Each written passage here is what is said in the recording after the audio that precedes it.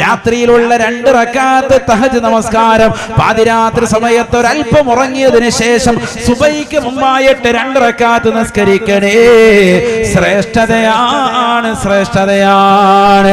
അസാ അയ്യബഅസക റബ്ബുക മഖാമൻ മഹ്മൂദാ.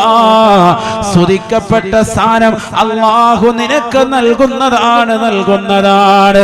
ദുനിയാവിൽ മാത്രമല്ല സഹോദരാ, ആഖിറത്തിലും സ്തുതിക്കപ്പെട്ട സ്ഥാനമാണ്, സ്ഥാനമാണ്. ഈ ദുനിയാവിൽ ഭൗതിക വിദ്യാഭ്യാസം നുകരുന്നവരെ, ആത്മീയ വിദ്യ നുകർന്നുകൊണ്ട് ആലിമാകാൻ കൊതിക്കുന്നവരെ, ദിക്ർ ചൊല്ലുന്നവരെ, ഇബാദത്ത് എടുക്കുന്നവരെ, തഹജ്ജുദ് ഒന്ന് നിത്യമാക്കണേ.